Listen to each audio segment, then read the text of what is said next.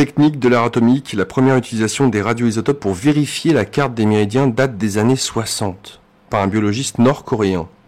Et c'est à la fin des années 80 que, au résultat d'une équipe française, crée l'événement, en confirmant sur les bras et les jambes la présence de trajets traditionnellement attribués aux méridiens et sans équivalent anatomique connu.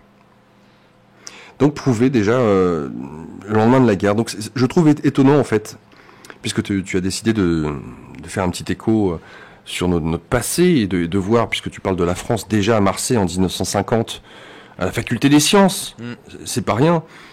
Et donc de biomédecine, ouais. Et de constater qu'on a déjà cette preuve scientifique qu'il se passe des choses dans le corps. On peut prendre des mesures, et de ces mesures de pouvoir constater, aussi bien avec les radioisotopes, de constater qu'il y a des choses qui se passent. Et on n'explique pas forcément d'ailleurs, on constate seulement. Bah oui, parce qu'avec les années 80, qui plus est, on n'a pas forcément le bagage conceptuel pour se représenter ces choses-là d'un point de vue scientifique. De mon point de vue, on se retrouve à commencer à en disposer. Bon, si on a l'esprit ouvert, on en dispose déjà avant, quoi. Mais la notion de nanoscience ou de nanotechnologie, c'est-à-dire donc de recherche scientifique fondamentale qui explore l'infiniment petit, qui explore ce qui se passe à l'échelle du nano, du nanomètre. C'est un ordre de grandeur qui est celui du milliardième de mètre.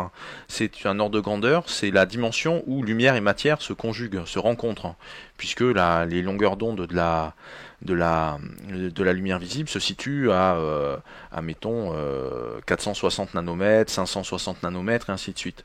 Donc si on est sur des échelles de quelques dizaines de nanomètres, on est vraiment dans des longueurs d'onde qui sont en deçà de la lumière visible. On est vraiment dans des niveaux que je trouve passionnants. Mais bref, tout ce qui se passe comme découverte à cette échelle-là, dans l'ordre des nanotechnologies, des nanosciences, permettent de comprendre ce qui peut se passer dans les interactions énergie-matière à ces échelles-là. Et c'est prouvé en dur par des ingénieurs. Et ça amène un cadre scientifique, un cadre de connaissance et un cadre de conceptuel, on peut dire, qui vient du coup nourrir un paradigme, ou qui vient en tout cas apporter de l'eau au moulin par rapport à des observations qui ont été faites, où 20 ans plus tôt, on les avait écartées d'un revers de manche en disant « Non mais votre truc c'est une erreur de manip ». Ben non. Et c'est tellement important pour ma part ce livre que ça amène vraiment un changement de conscience, de paradigme, la manière de concevoir, se concevoir déjà, et de pouvoir bien entendu envisager les choses, soit en tant qu'être humain, mais l'extérieur en même temps totalement différemment. Il y a cette idée du Qi avec les praticiens de Qigong. Et d'après la médecine chinoise, le Qi ou le Qi donc accomplit l'ensemble des différents circuits des méridiens du corps humain plus d'une 50aine de fois par jour. Ça circule dans le corps, mais c'est un peu la même chose que ce que certains physiologistes vont dire, ou ce qui a été colporté depuis pas mal de décennies maintenant, comme quoi le sang circule plusieurs fois par jour, passe plusieurs fois par jour à travers notre système circulatoire. On est en train d'en revenir, je pense que ça sera peut-être pas forcément ce qu'on va considérer d'ici une dizaine ou une quinzaine d'années, le temps qu'on brave certaines résistances, parce qu'il y a quand même il y a pas mal sur cette thèse-là. Je me suis retrouvé à m'intéresser aux travaux de Bernard Vial, qui lui défend l'idée que le sang ne circule pas, ou en tout cas que le sang circule très très très lentement, pas du tout comme on le croyait jusqu'à présent, pas aussi vite en tout cas que ce qu'on le croyait jusqu'à présent, et voilà, donc ça défie un peu notre vision un peu spontanée des choses, mais quand on se penche sur cet aspect-là, effectivement il y a quand même pas mal d'arguments en faveur de la thèse comme quoi le sang ne circule pas comme une boucle qui tourne à toute allure. Voilà, ça c'est quand même très très probable. D'accord, affaire à suivre. Ouais. Il y a des méridiens. Est-ce que les méridiens se trouvent sous la peau, en profondeur? Est-ce qu'il y en a vraiment superficiellement sous la peau, ou alors est-ce qu'il y en a aussi en profondeur? Et qu'est-ce que c'est que ces méridiens? Parce que là aussi, on va dans les mots directement. Méridien, ça veut dire des puits. Enfin, la Chine, les Chinois. Les tsubo, tu veux dire? Voilà, on parle de puits ou de creux. Oui. C'est les points d'acupuncture sont décrits ainsi, ouais, avec le mot tsubo. Enfin, en tout cas, c'est un mot japonais, par exemple, tsubo. C'est le fait de voir ça comme un calice ou comme un creux dans lequel se situe et niché un trésor. Et c'est sûr que si on superpose différentes découvertes anatomiques ou physiologiques, l'ensemble des points d'acupuncture ont tous des correspondances par rapport à des découvertes avec des points réflexes ou des terminaisons nerveuses ou d'autres types de points où plusieurs ramifications sont présentes, se croisent. Voilà. Donc il y a une correspondance entre une dimension organique et une dimension énergétique. Alors c'est pas forcément c'est des points réflexes plus d'autres choses, plus d'autres choses, plus d'autres choses, et quand on les additionne et qu'on les ajoute les uns sur les autres, on les superpose, et bien oui, là on est avec, ça balaye l'ensemble des correspondances des points d'acupuncture, parce que dans les points d'acupuncture, il y a aussi des points majeurs et des points mineurs, hein, bien sûr. Oui. Donc les points d'acupuncture, en fait, si on va au bout de l'idée, il y en a une infinité. Il y en a même, il y en a beaucoup plus que ce que la littérature traditionnelle chinoise peut considérer. On va dire qu'ils ont fait un catalogue des points les plus utiles. Mais il y en a bien plus que ça, et il y en a vraiment bien plus que ça, parce qu'en fait, le plus simple, je pense, c'est d'envisager que n'importe quel pore de la peau est susceptible de devenir un point d'acupuncture. N'importe quel pore de la peau. Après, il se trouve que, les mesures de Niboyer l'ont montré, l'approche empirique des Chinois traditionnellement le confirme, ou en tout cas c'est ce qu'ils ont observé, il y a quand même des points plus importants que d'autres. Et du coup, ces points sont des portes d'entrée pour pouvoir agir au sein du corps.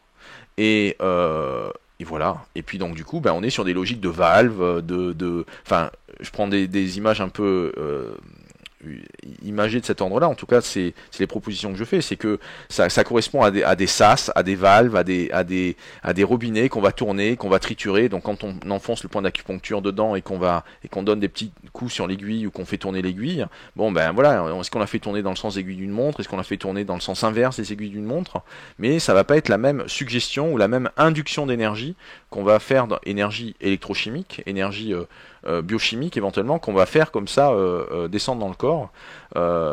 Simplement, c'est une anecdote scientifique, mais ce qu'il faut avoir en tête, simplement en prenant les références de notre science à nous, occidentale, le fait de planter une aiguille métallique dans le corps, c'est une tige conductrice, il y a de l'électricité dans l'air, le fait de planter cette tige métallique dans le corps, ça veut dire qu'on a une partie qui dépasse, qui est dans l'air, une autre partie qui est dans la chair, à l'intérieur. Donc ça veut dire qu'on a une partie de l'aiguille qui est avec une certaine température, et une autre partie de l'aiguille qui est à une autre température. Cette différence de température fabrique des charges électriques qui circulent entre l'extérieur et l'intérieur. Voilà par exemple ce qui peut se passer en termes de microphénomènes, simplement dans une petite aiguille d'acupuncture, qu'elle soit en fer, nickel, ou en or, ou en ci, ou en ça, quand on va l'utiliser sur un point. Oui, à travers ce que tu es en train de nous dire, on va avoir l'occasion de parler aussi bien du réseau Hartmann que Schumann, et de voir justement cette interaction qu'il y a avec les nuages, la ionosphère et la Terre. On y reviendra tout à l'heure, mais c'est exactement ça à une échelle beaucoup plus petite pour ce qui est du corps humain. On a mentionné donc le docteur Niboyer en 1950 avec le ponctomètre. On a 1954 en Allemagne un technicien médical, Albert Konen, avec l'orgonomètre qui a été fait à la demande du docteur Voll. Et pour ta part, tu vas te rendre auprès du professeur Dang Win Lo. Oui. Alors là, il te mentionne des choses très intéressantes concernant les méridiens, et notamment, et ça va être une des trames de tout ce livre, l'eau. Tout à fait, oui. Oui, ce que m'évoque le Vinlou au téléphone 65, si tu veux savoir. Quand on en parle ensemble, c'est que en fait, justement, ça fait 50 ans que l'Occident, ou en tout cas ceux qui veulent prouver, démontrer l'existence des méridiens, essayent de voir les méridiens. Sauf qu'il est probable que les méridiens ne puissent pas être vus. Pourquoi ? Parce que ce sont sans doute des chaînes de molécules d'eau qui traversent nos tissus, que ce soit des tissus de surface, pour revenir à ta question de tout à l'heure, hein, des tissus de surface ou des tissus en profondeur, mais qui, grosso modo, sont comme... C'est comme si on essayait d'attraper une rivière, ou d'attraper un petit torrent. Là, c'est la même chose. On est avec des chaînes de molécules d'eau, à travers lesquelles un peu d'énergie circule, une étincelle d'énergie circule, et ça tourne, et ces molécules d'eau, alors pourquoi ça passe à travers ces molécules d'eau-là, et pas ces chaînes de molécules d'eau, et pas d'autres? Bon, moi je pense qu'il y a des logiques de géométrie au niveau du corps que j'évoque en fin d'ouvrage, hein, donc on pourra en parler tout à l'heure. C'est la théorie constructale, c'est une approche très très intéressante en termes de sciences de l'ingénieur. C'est un peu lié au fractal, c'est assez proche en termes d'idées. C'est que il y a des lignes dans la structure d'un objet, d'un volume, d'une matière. Il y a des lignes qui sont des lignes. Le simple, en se combinant et en se développant, fabrique des structures complexes. Mais donc on a cette logique de combinatoire de base qui après se ramifie en structures complexes. Et la distribution des molécules d'eau qui pourrait être la trame des méridiens d'acupuncture, la matrix des méridiens d'acupuncture, ça serait cette distribution constructale des molécules d'eau dans le corps par rapport à des plans de symétrie, par rapport à c'est entre guillemets le trajet du moindre effort. C'est logique que ça passe par là, par rapport à la façon dont sont distribuées les masses et les matières dans un organisme. Et donc ces molécules d'eau, pour continuer là-dessus, Laurent, ces molécules d'eau qu'on va avoir donc dans les fascias ou dans le tissu conjonctif, en fonction du terme qu'on veut employer et des références que chacun peut avoir en tête, et ben donc voilà, il y a comme ça une espèce d'influx vital ou électromagnétique qui circule à l'intérieur. Et si on est stressé, si on est contracté, et ben du coup, hop, les molécules d'eau, elles vont peut-être que la liaison moléculaire entre ces molécules d'eau va sauter, et du coup, l'influx ne peut plus passer. Et donc, ça fait une zone de blocage, par exemple, de blocage d'un point de vue blocage d'énergie. Ou au contraire, on peut avoir d'autres endroits où on est un peu trop fatigué, un peu trop flappy, et ça fait un creux, et puis la liaison, enfin l'influx n'arrive pas à continuer au-delà aussi, quoi. Voilà. Donc on peut avoir du trop plein, ou on peut avoir du manque aussi. Et après, bon, ben, du coup, là, c'est tout l'art de l'acupuncture ou même du shiatsu, enfin de ces approches orientales, pour restaurer l'équilibre, pour appuyer sur certains points, appuyer sur certains endroits de la grille. Il faut voir ça vraiment comme une grille, mais c'est une grille qui est intangible. Une trame. Ouais, c'est une grille qui est intangible, comme un fin torrent dans la montagne. La poésie. Ouais. Mais en tout cas, c'est pas une structure matérielle qu'on peut attraper. Pour ce qui est justement d'avoir des effets visuels de ce que pourraient être ces réseaux, ou peut-être de la manière dont ces énergies sont extériorisées à l'extérieur donc de notre corps physique. Et d'ailleurs, cela nous amène forcément à savoir dans quelle mesure est-ce que nous avons différents corps. Et tu te tournes vers Marseille. Finalement, à Marseille, il se passe pas mal de choses avec le docteur Pierre Jo, psychothérapeute. Oui. Donc, ça peut faire aussi écho en 1939, en URSS. Et là, on va parler des technologies kirlioniques. Oui. Bah, qu'est-ce que les technologies kirlioniques ? C'est l'effet Kirlian, tout simplement. L'effet Kirlian, c'est cette histoire du petit champ d'énergie, de ces flamèches électriques qu'on va voir autour des traces de doigts, des traces de pieds, d'une main, d'une feuille d'arbre, voilà. Donc c'est une empreinte photographique où l'objet apparaît en noir, mais autour il y a des flamèches électrostatiques qui apparaissent et qui avec le temps, donc c'est découvert par accident par Kirlian dans les années 40, en 39, sur les bords de la mer Noire. Ça se développe derrière le rideau de fer avec les années 50-60, et ça commence à traverser le rideau de fer avec les années 60, et c'est popularisé avec 2 bouquins qui sortent aux États-Unis dans les années 70, qui parlent des recherches psychiques ou parapsychiques derrière le rideau de fer ou en URSS, quoi. Et puis donc là, qu'est-ce qui se passe avec les années 80 ou avec les années 2000 ? On a l'apparition ou le développement de l'informatique ou de la micro-informatique. Donc ce qui fait que on a des technologies numériques qui apparaissent, dont des caméras numériques. Et donc avec les années 90-2000, on a non plus on a les appareils photo numériques qui apparaissent. Donc ce qu'on pouvait faire avec des appareils photo argentiques ou des pellicules auparavant, là on va pouvoir le faire avec l'ordinateur. Et la caméra Kirlian ou caméra Korotkov, tel que ça s'appelle aujourd'hui, cette invention qui date de la fin des années 90, c'est une caméra numérique, c'est du Kirlian assisté par ordinateur, où on met le doigt sur donc sur l'objectif de la caméra, et puis elle flash, elle fait sa photo, on fait les 10 doigts, et puis c'est mouliné dans l'ordinateur, et ça donne une distribution des données qui ont été collectées, effet Kirlian assisté par ordinateur. Voilà. Tu le fais ? Moi je le fais, oui. Qu'est-ce que tu observes ? C'est extrêmement intéressant, parce qu'en fait on voit donc là ce qui c'est intéressant en tant que spectacle. Parce qu'en fait, là, on est avec, c'est un caméscope, quoi, c'est une caméra numérique. On met le doigt sur le verre de l'objectif, et puis ça flash, ça balance on ne sent rien. Le doigt, faut bien qu'il reste dans le noir, et hop, on a les 10 petites auréoles qui apparaissent à l'écran, 5 doigts pour chaque main. Et là, du coup, après, les données, il y a un tableau qui permet d'avoir une vision en fonction des champs d'énergie, il y a un tableau qui donne les informations en fonction des chakras, un autre qui donne des valeurs en fonction des points d'acupuncture. Il y a un traitement des données qui est fait, qui est assez impressionnant. Et en fait, c'est parce que Korotkov, c'est donc un ingénieur, un professeur d'université en informatique et en optique à Saint-Pétersbourg. Korotkov a fait des mesures. Il a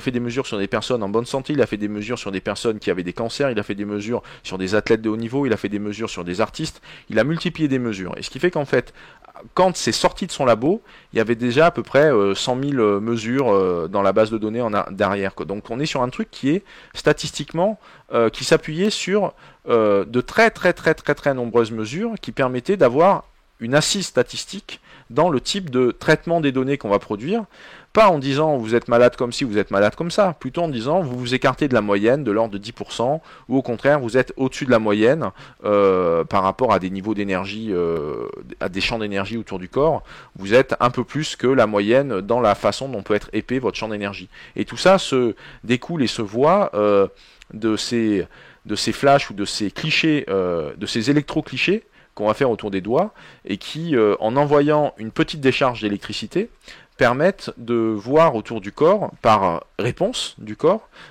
quelles sont les zones où, autour des points d'acupuncture, autour de la peau, il y a une réponse énergétique du corps qui est plus importante que normalement. Voilà, donc ça permet de voir des zones avec des trous, ou des zones où au contraire la flamèche, ça va plus loin. Alors quand il y a des trous, qu'est-ce que ça veut dire ? Quand il y a des trous, ça veut dire qu'il y a un déséquilibre, ça veut dire, c'est vrai que s'il y a des trous... Est-ce qu'on peut parler de fuite ? Fuite énergétique. Ça peut être ça, mais ça peut être aussi parce qu'il y a un blocage. Par exemple, si au niveau de votre doigt, si c'est du côté gauche qu'il y a un petit trou dans les flamèches. Alors ok, première idée, c'est du yin, c'est une fuite, c'est un manque d'énergie. Mais ça peut être, ce manque d'énergie, ça peut être un faux yin, quoi. C'est-à-dire que ce manque d'énergie, il va être causé parce qu'il y a un blocage de l'autre côté, avec un excès de yang, par exemple. Donc, ce qui fait qu'il y a un phénomène qui indique qu'il y a un déséquilibre, mais après, c'est l'analyse globale, et non pas l'analyse locale, qui permet de remettre ce déséquilibre, ou en tout cas cette anomalie, en perspective par rapport à ses racines éventuelles. C'est-à-dire, voilà, faut bien se garder de tout jugement a priori. Voir une vision d'ensemble. Exactement. C'est vraiment ça. Alors, j'avais toujours eu le sentiment, je sais quand j'étais adolescent, je parlais de ça avec des copains, que le corps avait des facultés extraordinaires et qu'il se passait des choses incroyables et que nous étions foncièrement des êtres parcourus d'électricité ou de champs électromagnétiques, je ne sais. En tout cas, en 1973, Ronald Petting, un biologiste du Pays de Galles, a évalué le nombre de réactions chimiques présentes dans le corps humain. Et de là, la quantité d'électrons en circulation. En total cumulé, cela donne un courant de 200 ampères. Incroyable. Oui. Page 75. Oui, c'est ça qui est magnifique, c'est qu'à la fois on est avec du comptage quantitatif fait par un universitaire occidental, anglo-saxon, qui nous donne une vision de ce que moi j'appelle l'électronique organique. C'est-à-dire donc de ces systèmes électroniques, de cette électronique, de ces câblages, de ces flux d'électrons qui sont présents dans le corps, même si on est dans l'échelle de l'infiniment petit, simplement avec des charges électriques qui vont de part et d'autre des membranes cellulaires. On peut appeler ça l'influx nerveux, on peut appeler ça une contraction musculaire, on peut appeler ça une activité cérébrale. Mais en tout cas, on a donc des micro-mouvements d'énergie dans le corps. Ces micro-mouvements d'énergie, ce sont des va-et-vient. Ces va-et-vient correspondent à une infime activité électrique, mais la somme de toutes ces activités électriques produit beaucoup d'énergie. Ça veut dire que nous sommes des systèmes électromagnétiques, ça veut dire que nous sommes des batteries ambulantes, ça veut dire aussi que on revient à la physique des charges. Ce qui se passe dans notre corps en termes de particules, de matière et de charges électrochimiques en déplacement s'accompagne d'un champ d'énergie autour de nous. De surcroît, et c'est pas fini, ça se passe au Japon chez Panasonic. Des chercheurs estiment la force de travail de notre métabolisme à environ 100 watts. L'équivalent puissance d'une grosse ampoule à filament ou d'un téléviseur en fonctionnement. Qu'est-ce que ça implique? Mais voilà, on balance les infos, mais c'est énorme. C'est parce qu'en fait, bon, je l'explique un petit peu après, quoi. C'est que du coup, oui, le corps humain, c'est un générateur. C'est un générateur d'énergie, c'est un générateur électrique, c'est un générateur électromagnétique. C'est par exemple ces chercheurs de ces Panasonic qui font ce type d'évaluation ou d'estimation, c'est parce qu'ils sont en train de chercher comment on peut mettre au point des appareils électroniques qu'on va porter sur nous, qui seraient mobiles et qu'on va recharger à l'aide du corps humain. Alors soit, si on est sur une vision technoïde, ça serait des implants ou c'est le cyborg, c'est quelque chose qu'on va avoir à l'intérieur du corps et qui va se recharger grâce à l'électrochimie interne au corps, soit on est sur une approche non intrusive et c'est quelque chose qu'on trimballe autour de nous et qui peut se recharger par nos mouvements, parce que nous allons bouger, nous, quand nous marchons ou quand nous nous déplaçons, nous allons bouger plus que le Walkman peut bouger tout seul s'il est laissé sur une table. Donc du coup, ça ouvre des pistes d'électronique nomade et surtout de systèmes autonomes d'un point de vue énergétique capables de se recharger en pompant son énergie dans les mouvements de l'environnement ambiant, y compris dans les mouvements du corps humain. C'est pas fini, ce n'est que le début, là, ce dont on est en train de parler. Alors, notre métabolisme génère 100 watts, l'équivalent donc de 200 ampères. Et au-delà de ça, ce qui est aussi intéressant, c'est que pour ce qui est des cellules, il y a quelque chose qui s'opère constamment, c'est la polarisation, la dépolarisation cellulaire. Alors c'est intéressant parce que on peut employer ce terme de mémoire cellulaire et quelque part, voilà, il y a quelque chose qui fait écho quand j'entends ça. Qu'est-ce que veut dire la polarisation, la dépolarisation cellulaire? C'est Ross Aday, président du Conseil américain, qui en parle. Et notamment l'OMS. L'OMS, en 1993, soulignait que le corps humain émet des champs électromagnétiques à des fréquences allant jusqu'à 300 GHz. Oui, aujourd'hui ça nous parle, nous, le gigahertz, parce que c'est la fréquence des Wi-Fi et compagnie. Mais à l'époque, en 93, on s'en rendait pas très compte. Et surtout, c'est une information c'est un paragraphe de 4 lignes dans un dossier plus global sur les rayonnements électromagnétiques. Et donc, il y a une partie rayonnement artificiel, rayonnement naturel. Dans la partie rayonnement naturel, il y a une partie rayonnement soleil, lié vraiment aux forces astronomiques, on pourrait dire, ou stellaires. Et puis, il y a une partie liée aux forces humaines, quoi. Et c'est donc, il y a un petit paragraphe qui dit ça, simplement. Et en plus, je pousserai le vice scientifique à rappeler que le corps humain émet des champs électromagnétiques à des fréquences allant jusqu'à 300 GHz, mais cette affirmation de l'OMS, qui date de 93, dans un rapport officiel, elle est incomplète, ça va en deçà de la réalité, parce qu'en fait 300 GHz, c'est la bande supérieure des micro-ondes. Au-dessus des micro-ondes, ce sont les infrarouges. Donc ça correspond au térahertz, si on le fait un peu à la louche comme ça. Et au-dessus des infrarouges, ce sont les rayonnements visibles. Et au-dessus des rayonnements visibles, c'est-à-dire la gamme de fréquences électromagnétiques que nos yeux sont capables de voir, on a l'ultraviolet. Bon, l'infrarouge c'est quoi? C'est de la chaleur. Le corps humain rayonne de la chaleur, on rayonne de l'infrarouge. Donc on rayonne au-delà des 300 GHz. Voilà. C'est pour ça qu'il y a les caméras infrarouges, justement. Par exemple. Et que les serpents d'ailleurs sont capables de détecter. Je reviens sur Ross Aday, qui est président du Conseil américain de protection contre les radiations, ancien chercheur à la NASA, qui décrit les choses ainsi. Nos cellules chuchotent entre elles grâce à des ondes électromagnétiques qui se propagent dans tout le corps. Et tu nous dis donc qu'elles conversent sans discontinuité et se répandent dans cet immense brouhaha d'ondes radio. Alors les implications sont gigantesques par rapport à ces redécouvertes, parce que, comme tu viens de nous le dire, en 1993, et c'est le tout début, c'est les prémices des ondes Wi-Fi notamment, ou des micro-ondes. Donc dans quelle mesure est-ce que cela nous impacte? Forcément, la question se pose, puisque on cherche à l'heure actuelle à essayer de voir, à travers différentes études scientifiques, dans quelle mesure ces ondes radiophoniques, ces ondes Wi-Fi, ont un impact sur nous. Et au vu de ce qu'on vient de dire, forcément qu'il y a un impact. La question serait lequel? Bien sûr. Donc il y a un impact. Moi, c'est une des raisons qui m'a fait m'intéresser à ce à l'électromagnétisme comme clé d'entrée pour aborder l'énergie de notre environnement ou les énergies de notre environnement et les interactions avec les systèmes vivants. Bon, stricto sensu, il y a très peu d'études sur l'effet du Wi-Fi sur le vivant. Très peu d'études ont été conduites, et les quelques études qui ont été conduites ont plutôt tendance à dire il n'y a pas d'effet. Quelques études disent qu'il y a un effet, d'autres études disent qu'il n'y a pas d'effet.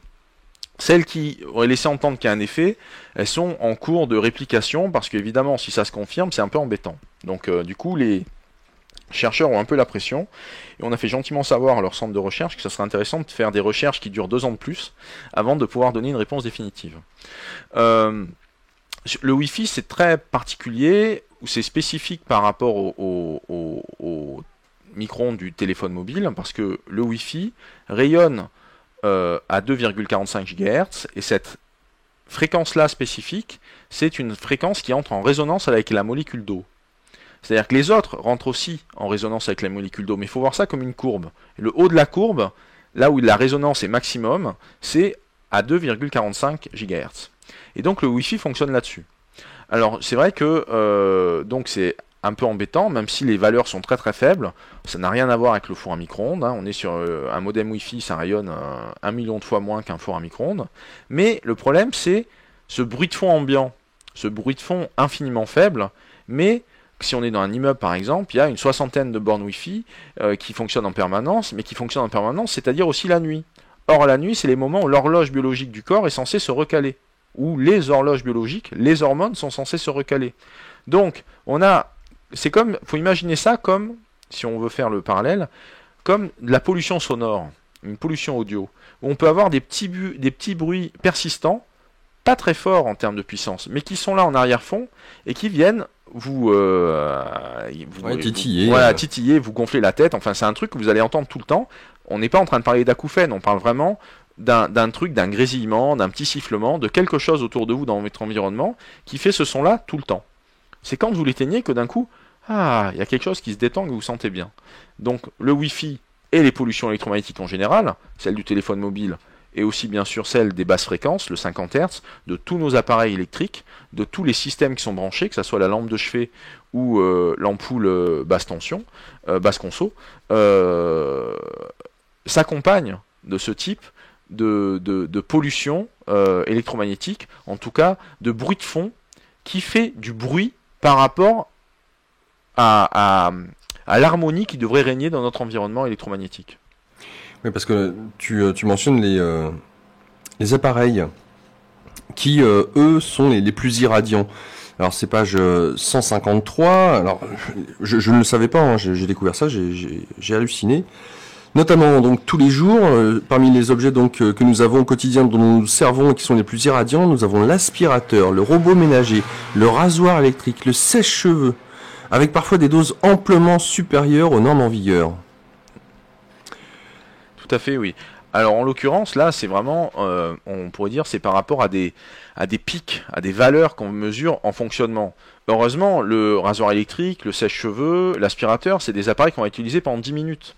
Et le corps, il sait gérer des agressions ou des stress, des invasions d'énergie qui vont durer, qui vont être à court terme.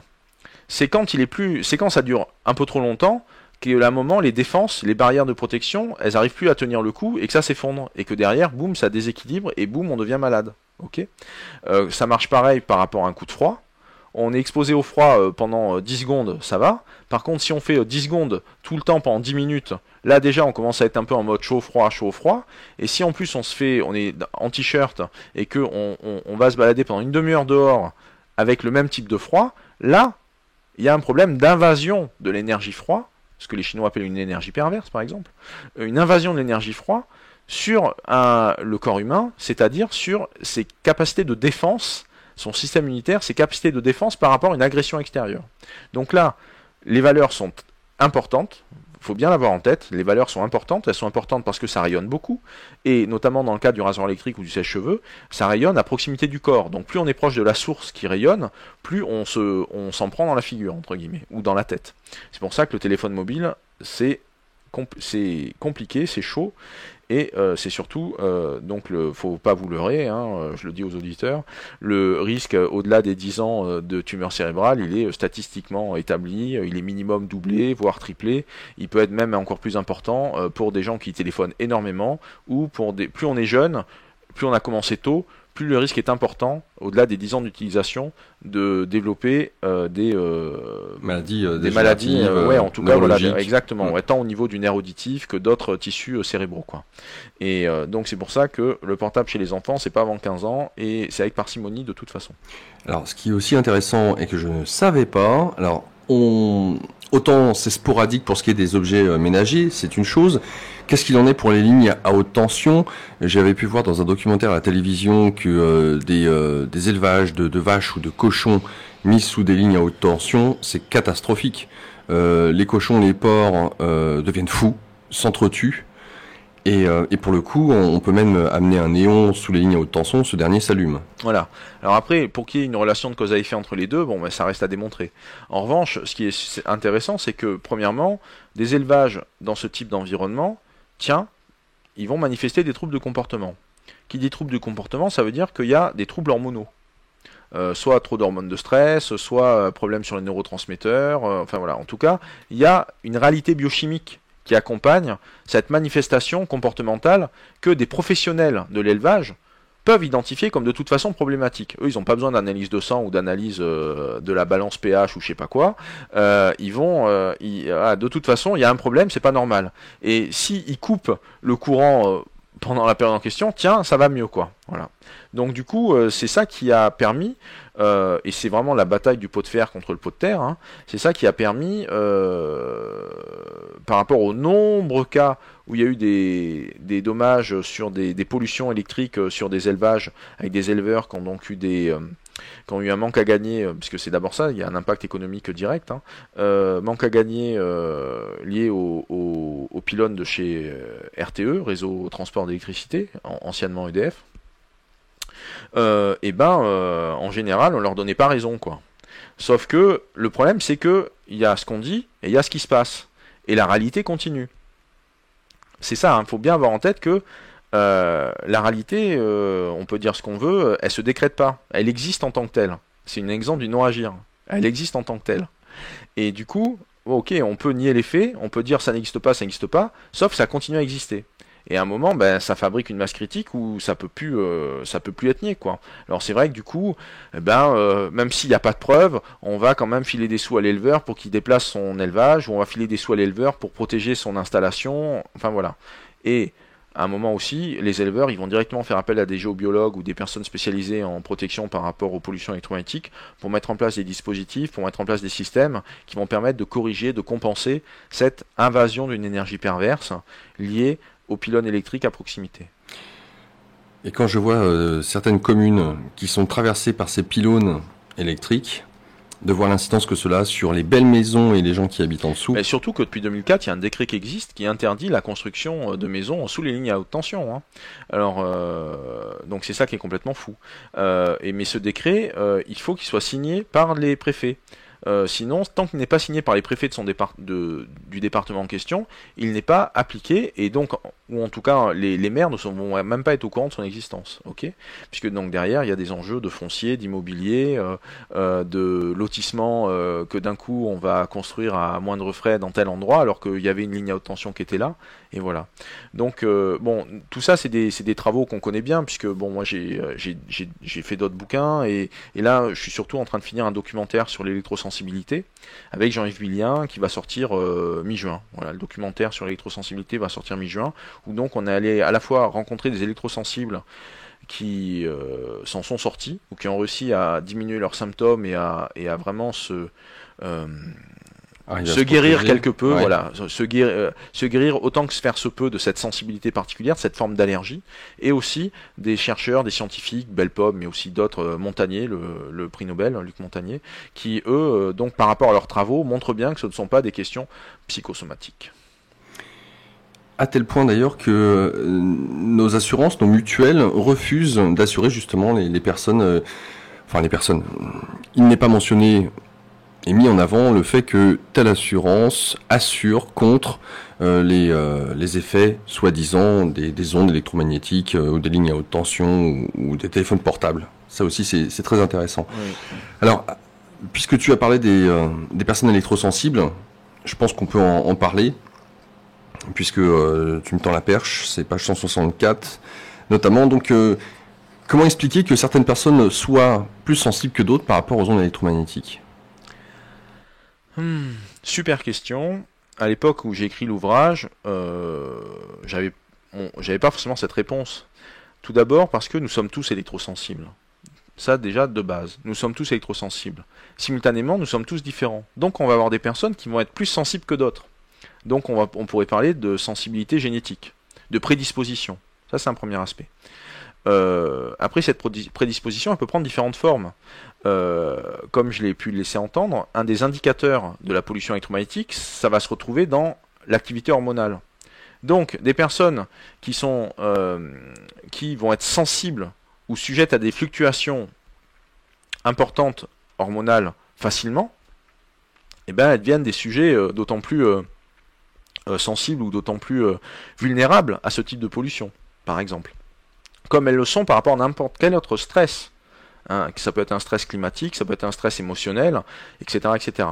La pollution électromagnétique, c'est un stress énergétique qui vient donc perturber l'homéostasie, qui vient perturber le fonctionnement d'un organisme à garder son équilibre, à fonctionner en équilibre, en harmonie. Pour un exemple, 8 heures passées devant un écran de télévision, bon, faut déjà y aller, 8 heures, quoique, deux Seigneurs des Anneaux l'un à la suite de l'autre, et puis les 8 heures sont faites, voilà. Détruisent le champ d'énergie bioélectromagnétique naturel aux 3/4. Et il faut 12 heures de repos pour le reconstituer à 100%, 16 heures dans le cas d'un travail avec 2 écrans. Oui, bah oui, ça, c'est des tests qu'a fait Jacques Surbeck, en Suisse de son côté. Et donc, là, c'est en testant le biochamp, le champ d'énergie qu'il peut y avoir autour du vivant, en le testant avant et après ce type d'exposition, oui, bien sûr. Bon, après, aujourd'hui, depuis 10 ans, on est passé des écrans cathodiques aux écrans plats. Donc sur les écrans plats, là aussi, manque de littérature scientifique quant à l'impact de ces écrans sur le vivant et quant à l'impact en termes éventuellement de pollution électromagnétique. Quand on fait des mesures avec un appareil, donc du quantitatif, on se rend compte que ça rayonne moins. Mais ce qui est intéressant, c'est aussi le qualitatif, c'est-à-dire en quoi ça modifie les hormones de la personne. Est-ce qu'il y a des marqueurs biochimiques qui sont touchés par rapport au fait de regarder un écran plat? Qu'est-ce qui se passe si on est à 30 cm? Qu'est-ce qui se passe si on est à 50 cm? Si on est à 2 mètres? Si on est à 5 mètres? Voilà. Donc, puisque l'écran plat, il y a l'écran plat d'ordinateur, d'accord, il y a aussi les écrans plats de la télé. Donc, voilà. Par rapport à cette nouvelle approche des écrans plats, quid? Moi, j'ai quelques signaux qui disent warning, attention, mais on est sur c'est ce que moi je vais appeler des signaux faibles, hein. C'est-à-dire c'est une ou deux personnes qui me font ce type de remontée, soit sous forme de témoignage, soit parce que ce sont des praticiens énergétiques ou d'autres types de thérapeutes qui s'intéressent à ce type d'appareil, ce type d'engin, et par rapport à des mesures qu'ils ont pu faire, ce qu'ils ont pu observer n'est pas forcément bien. Mais de toute façon, puisque tu l'as remarqué par rapport à ce que j'ai pu faire dans cette enquête, tout est sourcé, tout s'appuie sur des documents, des articles scientifiques, des recherches, des choses qui ont été produites, qui ont été publiées dans des revues à comité de lecture, qui ont donc passé le filtre de la validation scientifique telle qu'elle se déroule. C'est juste des choses qui ne sont pas enseignées, c'est la différence. C'est pour ça que c'est pas su. Mais il n'y a de toute façon pas d'études scientifiques là-dessus. Point. Il n'y a pas de données sur c'est quoi l'impact des écrans plats sur le vivant. Les électrosensibles, donc, alors nous serions 22% de la population européenne, en tout cas, qui en souffre à un degré ou un autre. Comme tu l'as dit, de toute façon, nous ne sommes pas égaux. Tout dépend de notre constitution. En tout cas, il y a par exemple la Suède. Les statistiques officielles estiment la proportion d'électrosensibles à 2 ou 3%. Par exemple. Donc en fonction aussi peut-être des pays, s'ils sont hémisphère nord, ou peut-être, est-ce que là aussi il y aura peut-être des différences? Peut-être, mais ce qu'il y a de sûr, c'est que comme c'est des histoires de sensibilisation de la population, plus la pollution électromagnétique est là depuis longtemps, plus l'assiette des personnes concernées augmente, plus le pourcentage de la population qui va commencer à dire stop, je sature, va se développer. Il y a deux autres, suite moi aux discussions que j'ai pu avoir avec le professeur Belpomme, qui fait un boulot de recensement des électrosensibles en France, il y a deux types de facteurs, et puis il y a aussi le docteur Jean-Pierre Masqui, qui dès la fin des années 60 en France, à Nice, c'est pas Marseille cette fois, c'est Nice, a été le premier à tirer la sonnette d'alarme sur la question de la pollution électromagnétique. Donc, ce que disait Masqui, c'est que parmi les personnes qui venaient le voir et qui étaient pas bien liées à l'électricité, donc à l'époque il n'y avait pas de téléphone mobile, hein, on était dans les années 60, c'était uniquement l'électricité, c'était des personnes qui ont été électrocutées. Le fait d'être électrocuté fabrique une sensibilité, ou sensibilise le système nerveux central par exemple. Une autre piste, ça c'est un des facteurs qu'a mis en évidence Belpomme, c'est que un des facteurs, une des raisons, au-delà de la prédisposition génétique, c'est que la personne a par exemple des amalgames en bouche qui relarguent des particules métalliques, et ces particules métalliques en allant dans le corps, du coup, potentialisent comme c'est métallique, donc du coup c'est conducteur, donc du coup ça amplifie dans le corps, dans le métabolisme, la sensibilité du corps au champ électromagnétique. Et comme dit le docteur Mackie, cette électrisation continuelle de faible intensité fabrique inexorablement sur plusieurs dizaines d'années le terrain de toutes les maladies de civilisation, entre guillemets. Des troubles osseux, cardiaques ou neurologiques, analogues à se relever en quelques semaines chez les rescapés d'une électrocution accidentelle, sclérose en plaques incluse. Donc bon, après il rentre dans les détails, donc pour toujours celles qui sont intéressées d'avoir l'occasion de se procurer ce livre super. Alors, avant de développer encore une fois tout ce qui a trait... Oui, parce que de toute façon, si on est sensible au rayonnement électromagnétique, on peut être malade, mais on peut être soigné. Ça, c'est ce qu'on va sans doute développer après.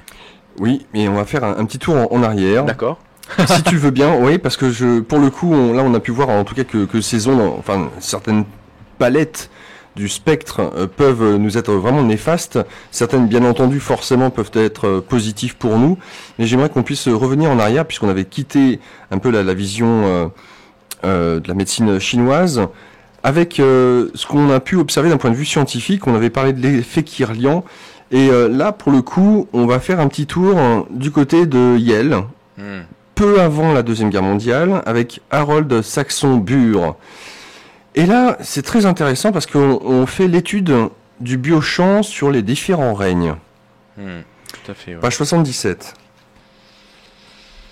Donc Burr aux US, lui, il avait, mais il a le premier, c'est un peu le premier à avoir fait des mesures systématiques du champ électrique qui entoure le corps humain. Et du coup, il a observé des choses. Il a observé que, notamment, en fonction de la période des règles, le champ électrique des personnes fluctuait.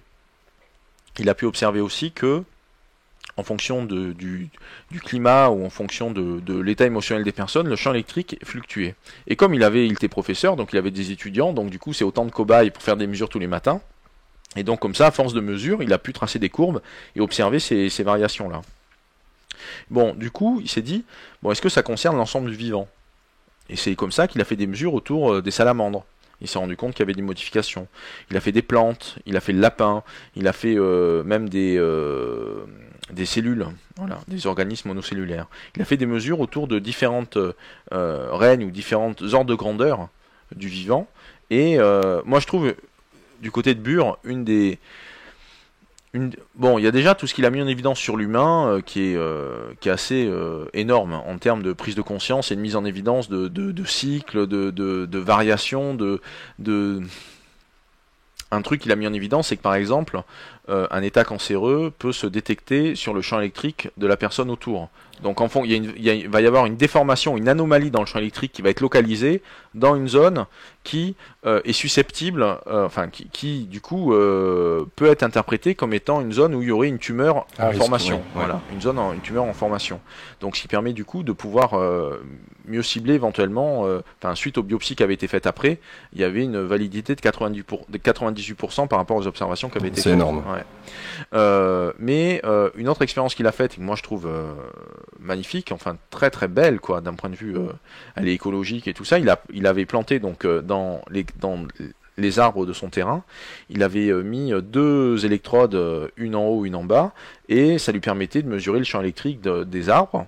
Et il s'est rendu compte que ce champ électrique varie au fil du temps, varie au fil des saisons, varie en fonction de la pleine lune ou des orages, etc., etc. Donc les arbres sont des antennes. Les arbres sont des antennes qui sont le reflet des variations de l'activité climatique, ou en tout cas de l'activité énergétique qui accompagne le fonctionnement du cosmos. Waouh.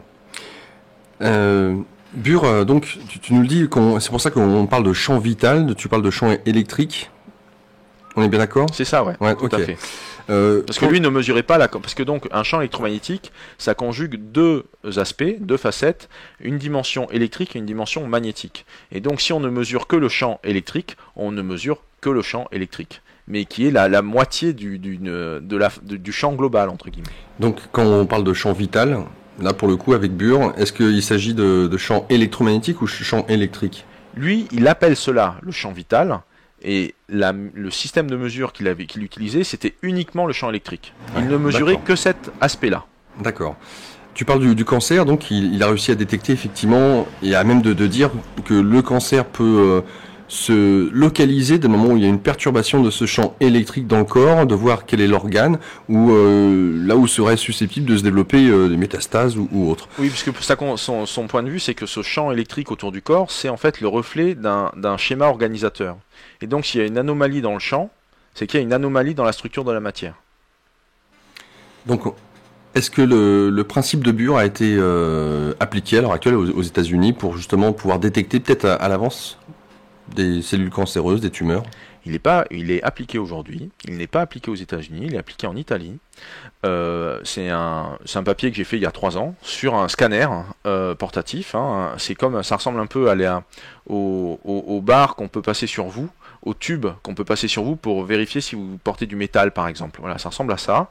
C'est donc un scanner portatif qui permet de vérifier si, de faire un diagnostic non invasif de la présence d'une tumeur dans le corps. Donc ça fait depuis 2004, c'est en développement. C'était un petit peu en développement avant, mais depuis 2004, telle année on fait des tests avec les cancers du poumon, telle autre année on fait des tests avec les cancers de la vessie, enfin tumeur, la fameuse prostate. Fameuse tumeur de la prostate, telle autre année ça va être le rein, etc., etc. Donc dans plusieurs centres en Italie, et là en 2007-2008, il y avait même il y a 2 CHU en France qui participaient à une étude qu'on dit multicentrique de ce système, qui a obtenu l'homologation aux États-Unis. Ça peut être commercialisé aux US là depuis 2 ans à peu près. Voilà, ça s'appelle le Novocure. Excellent. On peut penser peut-être que parce que c'était dans les années combien ça déjà ? Lequel ? Burr ? Avec Burr, ouais. Burr, c'est les années 30, années 40, années 50. Alors, il est parti à la retraite avec les années 70. je me permets de lire ce passage-là, qui est page 78, des rayonnements contre le cancer. Le cancer perçu comme une anomalie électromagnétique, voilà une idée, semble-t-il, fort provocante. Et pourtant, c'était la conviction du prix Nobel Albert van Zengyorgyai, si je pense bien, récompensé en 1937 déjà pour ses travaux sur la vitamine C. Selon ce pionnier des processus bioélectriques, l'apparition du cancer est en relation avec des déséquilibres électroniques à l'échelle de la cellule. Plusieurs thérapies ont usé des champs électromagnétiques. Au cours des années 30, un immigré russe, Georges Lakhovsky, met au point en France une série d'appareils à soigner le cancer. Ses inventions, le radiocellulo-oscillateur et l'oscillateur à ondes multiples, utilisent toute la gamme de champs électromagnétiques couvrant les fréquences de 750 kHz jusqu'à l'infrarouge. Les premiers cancers sont soignés à Paris, à la Pitié-Salpêtrière, avec succès. Sa réputation dépasse rapidement les frontières. En janvier 1937, son appareil soigne le pape Pie XI. En 1939, il obtient le prix international de médecine à Vienne. Il meurt aux États-Unis en 1942, écrasé par une voiture dans des circonstances assez troubles. Plus proche de nous, en 1983, le docteur Björn Nordenström a dévoilé une méthode à base d'électricité pour traiter des tumeurs inopérables. 2 électrodes sont reliées à une pile, l'une plantée dans la tumeur, l'autre à côté, dans un tissu sain. Le courant continu qui passe dans ce circuit fermé simule un courant de blessure à même de relancer la guérison. À Caen, en 1997, une équipe dirigée par le professeur Mingui a détruit des cellules cancéreuses en les soumettant à un mélange de champs magnétiques pulsés à basse fréquence et d'autres rayonnements issus de dilutions homéopathiques réalisées à partir des échantillons cancéreux. Tracassé par les autorités médicales françaises à cause de son protocole peu orthodoxe, il est parti en Suisse pour suivre ses recherches. Depuis 2001, une autre technique, l'électrocution instantanée des cellules cancéreuses, est testée en France, en Angleterre, en Allemagne et aux États-Unis. Les résultats sont prometteurs. Donc, à lire, c'est encadré, hein. Enfin, il est bien visible au sein de, il y en a plusieurs comme ça au sein du bouquin. Quel progrès a-t-on fait depuis je reprends Lakowski, depuis, ouais, c'est ça. Donc là, sur Lakowski, il y a un ouvrage qui va sortir d'ici quelques mois là ou quelques semaines sur Lakowski qui s'appelle Lakowski, le génie des anneaux, via une journaliste scientifique qui s'appelle Brigitte Bouteiller, et avec laquelle donc j'ai pas mal bossé pour qu'on avance sur cet ouvrage qui remet en perspective donc le travail de Lakowski sur ses conceptions et ses conceptions, c'est-à-dire les appareils qu'il a conçus, hein, et la vision du monde les scientifiques qui sous-tendaient ces appareils, et aussi les gens qui récemment, à notre époque, depuis 20 ans, 30 ans, continuent à faire du Lakowski aujourd'hui. Donc on fait le lien entre l'histoire, les années 30, Lakowski, et ses découvertes, et aussi ceux qui continuent à les appliquer aujourd'hui, que ça soit sous le manteau ou pas sous le manteau, peu importe, ça continue à exister, la connaissance continue à être vivante, et les usages et les applications, et encore une fois, d'une approche multifacteur, de la même façon que peut y avoir plusieurs causes à l'origine de quelque chose, en l'occurrence le cancer, eh bien, on va avoir une approche multifacteur pour l'aborder, c'est-à-dire on va raisonner alimentation, on va raisonner champ électromagnétique, pour à travailler sur cet aspect-là de déséquilibre électromagnétique ou de rééquilibrage électromagnétique. Et puis bon, il y a d'autres approches de soutien qui sont possibles, qui existent quoi par ailleurs, bien sûr, bien entendu. Juste pour en revenir à ce que je disais tout à l'heure, c'est TrimProbe, le système italien, TrimProbe, TrimProbe, TrimProbe, le système italien c'est la sonde, une sonde électromagnétique, hein, qui permet donc de scanner le corps à 30 cm ou 20 cm de distance, et ça clignote ou ça fait bing bing quand il y a une anomalie électromagnétique qui indique qu'il y a un problème dans les tissus quelque part, quoi. Voilà. Et Novocure, lui, c'est un système en revanche qui est en phase de test et qui est en train d'être validé pour traiter les tumeurs du cerveau à l'aide de champs électromagnétiques pulsés. Voilà.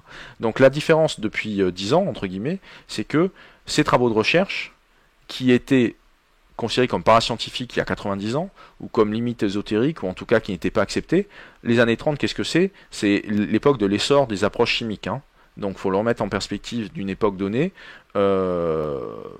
C'était mauvais pour le business de la chimie que les approches électromagnétiques se développent. Aujourd'hui, on est sur un temps où, premièrement, la chimie touche ses limites, franchement, depuis une quinzaine d'années.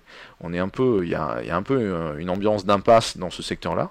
Et du coup, il y a quand même des approches par les sciences de l'ingénieur, par rapport à ce que je disais tout à l'heure avec les nanotechnologies. Bref, il y a une convergence des disciplines scientifiques qui font que on veut faire de l'innovation, on veut inventer des nouvelles choses, et donc il y a des nouveaux acteurs, des gens qui bossent dans l'électronique, qui bossent dans l'électronique médicale, qui proposent des systèmes, qui proposent des appareils, qui passent par toutes les étapes de validation bien institutionnelles qui ont été mises en place, et des études de type 1, de type 2, de type 3, etc. Après, c'est approuvé par des organismes de régulation, et puis ça se diffuse et ça se répand, et ils ont des résultats extraordinaires, parce que ça marche, tout simplement. Le fait de faire de la médecine électromagnétique, ça marche, et il y a un moment, les CHU, les gens des universités, ils n'ont pas d'autre choix que de dire, ok, je vais faire des travaux de recherche là-dessus, parce que sinon je me fais décrocher en termes de savoir scientifique. Voilà. Qu'est-ce qui se passe au niveau cellulaire, chez l'embryon ? Chez l'embryon ? Alors, que veux-tu dire par là ? J'ai fait mon petit panneau, point d'exclamation important. Chez l'embryon, comme chez l'adulte, les cellules en développement baignent dans un champ électrique infime de quelques millivolts par mm. Par millimètre. Merci. Oui, logique. Parcouru de minuscules courants électriques très nombreux, les points d'entrée et de sortie de ces trajets déterminent autant la forme générale que la position des organes et des membres de l'organisme en gestation. Encore une fois, c'est Burr qui nous en parle. Et voilà, alors... Donc, pour revenir à Burr, cet aspect des champs L a été confirmé en 1994 lorsque des biologistes se sont penchés sur le champ électrique embryonnaire. Délaissant la repousse des pattes de grenouille, Borgens et son collègue Robinson ont cherché à modifier le champ le champ L de larves d'amphibiens. Alors, c'est là c'est intéressant, c'est qu'au moment de la séparation des cellules, c'est un terme bien spécifique que tu vas me donner. Ouais, ça peut être l'embryogénèse. L'embryogénesse, la mitose, la différenciation cellulaire, enfin voilà, il y a plein de c'est la mitose possibles, qui me revenait, que j'avais appris à l'école.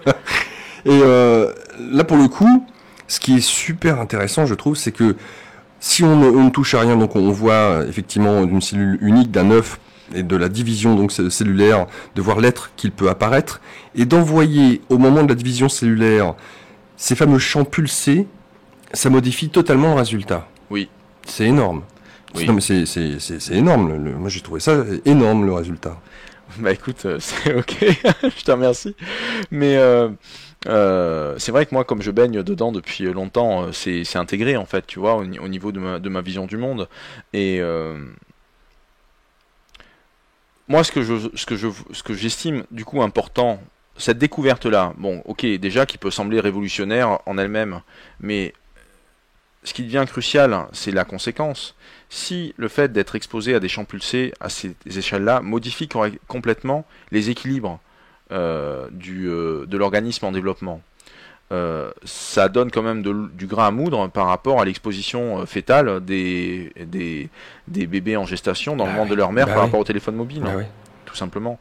Et il se trouve qu'il y a des études qui viennent nous montrer ça. Depuis 2001, on sait que on est avec des taux de fausses couches de l'ordre de 20% chez les femmes enceintes dans les 2 premiers mois, grosso modo, par rapport quand elles sont confrontées une fois par jour à des pics de pollution électromagnétique. Et ça, c'est des études de 2001, c'est-à-dire c'était avec des secrétaires qui étaient devant un ordinateur. Il n'y avait pas de téléphone mobile à l'époque. Donc voilà, il y a vraiment... Et après, ce qui se passe, qui est de l'ordre d'une observation statistique, il y a d'autres études qui montrent des choses d'un point de vue anatomique. C'est un papier que j'avais fait pour le monde de l'intelligence en 2007 là-dessus, sur le 2007-2008, sur la téléphone mobile et développement de l'enfant. La même année où il y a eu donc un article scientifique qui montrait qu'il y avait une corrélation entre l'exposition in utero au téléphone mobile et le risque de présenter des troubles de l'attention et du comportement, d'être un peu hyperactif chez l'enfant quand la maman utilise un téléphone mobile. Donc on prend des échantillons d'enfants, on a parmi cet échantillon d'enfants une proportion d'entre eux qui présente des troubles du comportement, ils sont âgés de l'âge de 7 ans. Quand on pose un questionnaire rétrospectif à la maman en lui disant qu'est-ce que vous faisiez il y a 7 ans, elle va dire je buvais de l'alcool, je fumais des clopes, j'utilisais un téléphone mobile par exemple, ou rien de tout ça. Et il se trouve que donc parmi les enfants qui présentent à l'âge de 7 ans des troubles du comportement et des troubles d'hyperactivité, la proportion, le risque était triplé quand in utero ils avaient été exposés à des pollutions électromagnétiques de l'ordre du téléphone mobile. Alors on peut se dire, ouais, c'est juste une corrélation statistique, de toute façon ça veut rien dire et tout ça. Moi ce que je trouve super intéressant dans cette étude, c'est que la corrélation n'apparaissait pas avec l'alcool, la corrélation n'apparaissait pas avec la consommation de tabac, la corrélation n'apparaissait pas pour des raisons d'antécédents génétiques. Elle apparaissait avec... Enfin, l'augmentation du risque apparaissait avec une utilisation du téléphone mobile in utero, par la maman. Et la même année, on a une étude qui sort qui dit grosso modo la même chose, mais qui est faite avec des rats, et qui donc du coup, par rapport aux bébés rats, aux petits rats qui ont été, qui sont nés selon leur mère qui était exposée ou pas exposée à un téléphone mobile, derrière on leur fait on les tue et on les dissèque et on fait une analyse de leur cerveau, une autopsie de leur cerveau, on se rend compte que la densité des neurones dans certaines régions du cerveau est modifiée par rapport à ceux qui n'ont pas été... il y a moins de neurones dans certaines zones du cerveau, ils ont une réserve neuronale moins importante, hein, ça c'est les termes médicaux anatomiques, donc il y a une densité de neurones moindre dans certaines parties du cerveau par rapport à ceux qui n'ont pas été exposés. Et ça donne... Donc, et c'est la même année, en 2007-2008, on a cette étude neuroanatomique sur des rats faite au Canada, alors que l'étude sur les enfants et les troubles de l'attention et l'exposition in utero au téléphone mobile, c'est une étude américaine. Voilà. Ça, c'est les premiers signaux d'alerte qui montrent que on a quelque chose qui se passe chez les enfants, in utero dans le ventre de leur mère, quand elles sont exposées à la pollution du téléphone mobile, et ça ne fait que confirmer ce que l'on sait déjà par des études fondamentales faites sur des cellules en gestation ou en multiplication cellulaire avec la salamandre en 95. J'allais t'en parler, et en même temps ce que tu nous dis m'amène à constater, à l'heure actuelle, il y a beaucoup de femmes, voire d'hommes, qui ont des problèmes pour pouvoir procréer. La qualité de leur sperme ou des ovules n'est pas forcément, entre guillemets, ce qu'on appelle de bonne qualité. Et dans ce sens-là, de pouvoir se dire dans quelle mesure est-ce que l'homme ou la femme, en dehors peut-être des pesticides, insecticides, produits chimiques divers et variés qui peuvent avoir une incidence sur la perturbation hormonale, de voir que ces ondes électromagnétiques peuvent aussi influer sur... C'est un facteur de plus. Et de constater que, enfin j'en connais un moi personnellement, qu'il y a des médecins chinois, acupuncteurs, qui sont vraiment très doués pour pouvoir permettre à certaines femmes qui ont généralement elles ont fait elles ont fait tout le tour pour pouvoir avoir des enfants, elles n'y arrivent pas et passent par justement un acupuncteur et là le miracle entre guillemets s'opère. Mais c'est pas forcément évident. Le médecin en question me disait pas plus tard qu'aujourd'hui que il fallait que il voit une femme qui donc ne pouvait pas avoir d'enfant de prime abord avec les essais fait dans les hôpitaux spécialisés et autres. Protocole habituel, bien entendu. Il fallait qu'il les voie au moins tous les 2 jours pendant un certain laps de temps pour faire en sorte que l'ovule puisse s'accrocher. Sinon, il les perdait sinon. Enfin, j'entends par là. Ouais.